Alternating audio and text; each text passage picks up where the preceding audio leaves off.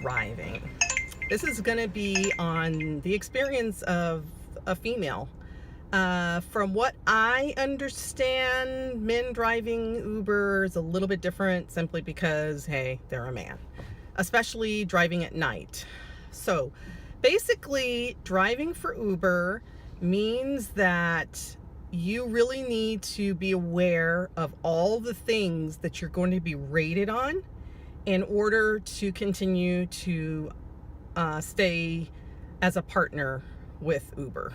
You are not an employee, so there's not going to be a time where you're written up. You may get a couple of heads up warnings, you need to get your new registration or whatever, but basically understand there are ratings coming from everybody that you pick up. They will be rating you on how clean your car is, inside and out. And if you're going to be driving full time, I recommend you get a good washing maybe once a week. It depends on, the climate and the area that you're in. And then the rest of the time, wipe your windows down, carry a Windex, a cloth, a towel, and wipe your car down every single day, because it starts to get very expensive to keep up with this. Keep all your receipts and keep a tally on all your mileage. Uber does not pay you to get to the customer. They pay you once the customer gets in the car, and then you drop the person off. In the middle of the trip, if they need to stop, and yeah, I've had this happen where a mother had to stop and get lunch for her kids, and I think she was in there for maybe 10 minutes, and then she came back out. All that was being timed. You're on a timer. She paid for it.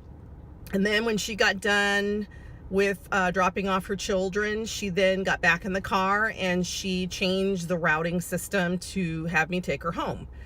If for some reason a person doesn't know how to do this, don't worry about it. Uber is really tracking you. It's the reason why you have to use the app.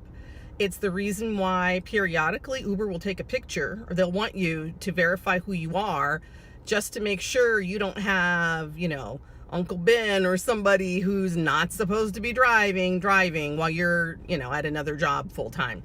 So they will, on the spur of the moment, require you to take a picture through their app. So just be aware of that. Kind of Uber driving that requires you to pick up a person, you have to have your Ober Sign on your window, front and back. The front of the window on the passenger side and the back of the window on the same side. It is something that they are regulated. You can't even pick up at an airport without this, or you'll get a fine. So be careful. You have to have it. And don't worry about it for Uber Eats. You don't need it for Uber Eats, but if you're going to pick up people, you have to let them know they're getting in the official Uber ride. And also be careful too. I've had a lot of people try to get in my car thinking I'm like a taxi. Don't pick anybody up. Don't let anybody get in your car. People are so confused, and especially when I'm driving up to an airport or something.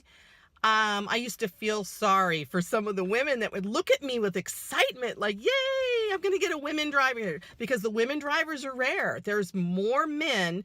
And I don't know why Uber doesn't allow us to pay more if we want a woman driver. I would pay more. I seriously would pay more. They don't pay more for if you're going to get trained to pick up somebody who has a disability. They don't pay you more for that pickup. And I just don't get it. Some of the guys, they're really nice, but there's just nothing like having a woman pick up a woman. You just feel so much more comfortable. Your customers are not as aware of their surroundings as you are. I don't know what it is about people running over to get in an Uber car or wanting to get out anywhere.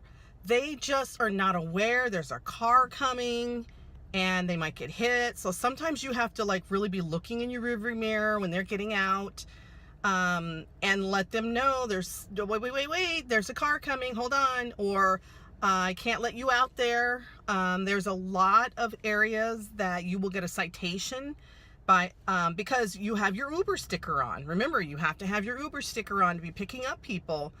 Police know you're an Uber driver. I learned a lot from the customers. I have to say, I had some great memories.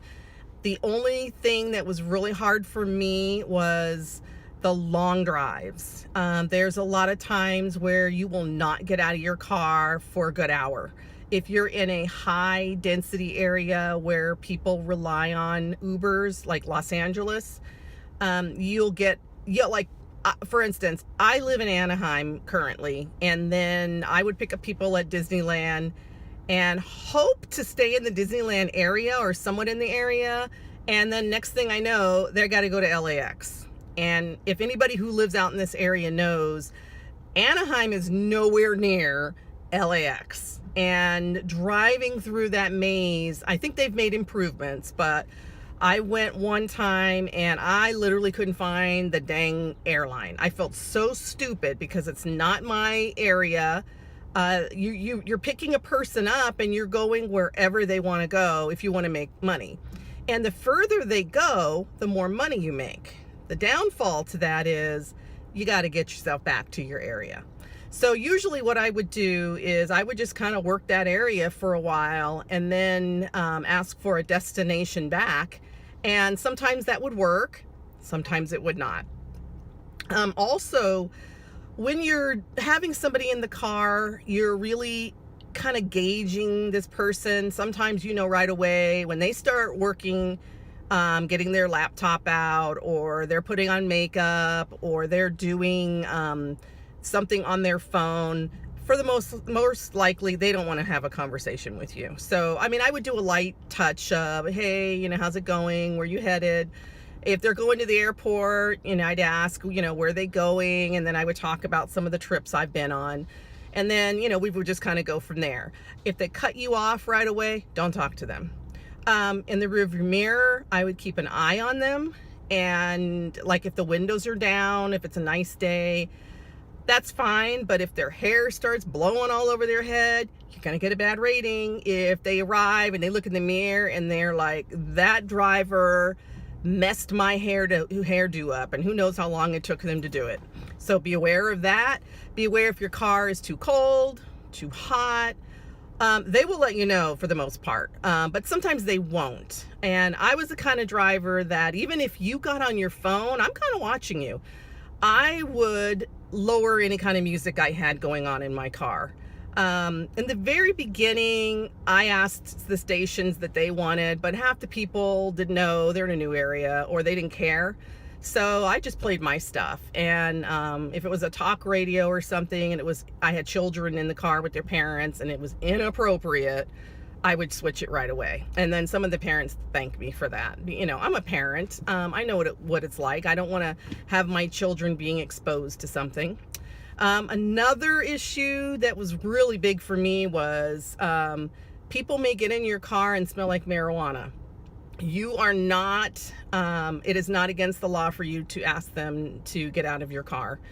The next person, or if you are doing a pool situation, a pool is where you could have every seat in your car filled during a certain timeline with different people. So you're just constantly dropping and picking people up. And it's kind of like a huge, almost like a bus kind of situation, but it's your car. If you pick up a person who smells and reeks of marijuana and another person gets in the car and you did not, ask them to leave or, do something, at least if I had a situation like that and I asked somebody to leave and I had to pick somebody up, I would ask the person if the car smelled and I would tell them what had happened. And they were like, oh my gosh, no, it doesn't. But they would thank me because a lot of people are really tired of drivers not saying anything. And I had a couple of people who told me they got sick because, like me, I'm allergic. So that's the reason why I couldn't have anybody in my car for that reason. Other people told me they got sick. And then guess what? You're going to get rated badly on that car drive. So just be wary that this is your business. This is your car. You're not a taxi service. You're not an employee. You can ask somebody to get out of your car. It's technically called a ride share. So they're sharing a ride with you. They don't have the right to be rude. They don't have a right to be bossy. And on the flip side, you don't have the right to flirt, hint, hit up on your customers. You touch them. That's another thing with the women. Just know, if you're going to be working late at night and picking up drunk men, they don't have boundaries. I stopped doing late night. I stopped doing holiday weekends where there would be a lot of drinking, because I had more than one incidents where a man did not understand that he had been drinking and his boundaries had been lowered and propositioned me. That is a absolute no-no.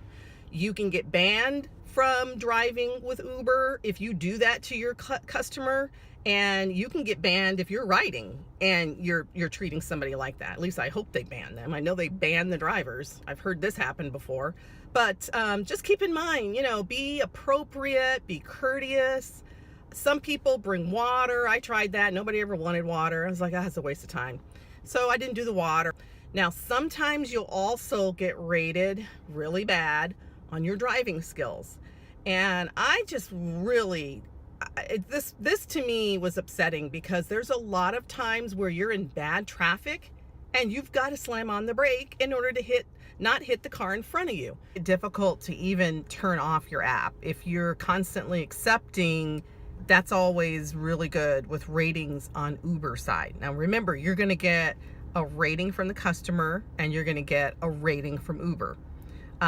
There's some sort of an algorithm rating that you're going to get based on how many cancellations that you are doing with the norm of others in your group or in the area that you're in. You're trying to, get good compliments. And when you are doing things like, I used to just bring up, if I was picking somebody up at Disneyland in that area, I knew they were out of town. I'd find out where they were from. And then I would gauge other entertainment that they might be interested in, on if they had children, or if it was a car full of maybe people that are in their 20s or late 60s. I would tell them other things that they might want to do as late night attraction, or going down to the beach for the day or whatever. So I'd give them all these little tips of, you should check this out, you should check that out, and this would be a great club if you want to go clubbing. And so that would actually help my ratings go up. So, always think about the ratings. Now, as far as personal care, I recommend that when you leave in the morning, you pack yourself a lunch and a snack, because you never know how long you're going to be out. Pack yourself plenty of water to drink, and just kind of know that when you need to take a break, some areas it is kind of hard, but I always took a break at grocery stores, any kind of mall I could find where there's a lot of parking and the parking's not going to be monitored by security. I have been chased out of a couple of places, so I'm just saying there's a couple of parking lots that you are not going to be allowed to just park yourself and take a break, stretch your back, do a couple of, phone calls or whatever, or just sometimes just take a nap, because it can be tiring. Here's a picture of me I'm going to show you when I first got started, and then I wanted to do a picture a few days later, and you can tell I am tired. I'm trying to smile, but I was tired. The constant driving and thinking and being alert can kind of wear on you mentally and on your back. So, when you need to take a break, try to use the restrooms at like Target or some of these other grocery stores. Sometimes they really don't know if you're going in there to shop or not. You might want to look down an aisle or something if they're like keeping an eye on you, and then use the restroom. Maybe buy a thing of gum or whatever if you feel uncomfortable. But that is one of the issues. Another one of the issues is with the driving I literally was spending $200 a week on gas, literally. And I drove 7 days a week trying to hit $100 mark. And at that time, they really didn't boost tipping. This was a year ago in 2017. They just announced, they were going to try to promote and get us tips from that point on. But that's all they did. They didn't really do any commercials. They didn't really do any, oh, our drivers work hard or our partners work hard and they would love to be appreciated with a tip. They didn't do anything like that. So the atmosphere from the Uber regular driving kind of flipped into the Uber Eats. You don't get tips very good with that as well. You do with Grubhub, and I do Grubhub, so I'll do a video on that. But the tips are really good with Grubhub. The people are very appreciative, and but they don't pay really good with mileage. So Uber pays great with mileage, and that's about it. When I say great, you're not making a lot of money once you factor out the gas. If I didn't have to pay for the gas, I'd be like, woo, I'm making some money. But I have gas. I had to clean the car. I had, I didn't have anybody that actually got sick in my car. But if you do, you've got that expense as well.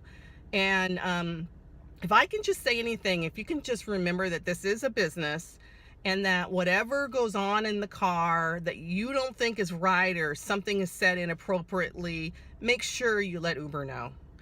It can be hard if you're driving and you're getting a lot of people in the car because their app literally shuts down everything you're typing. If you're trying to send them a message and you get a call, it shuts everything down. It's very frustrating.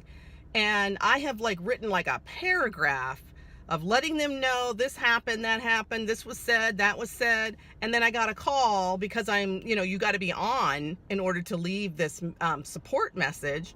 And then the next thing you know, everything you typed is wiped out. It's not like when the call is over, then the support question that you were working on is still sitting there. No, it went to cyberland or cyberspace. It's just gone, poof.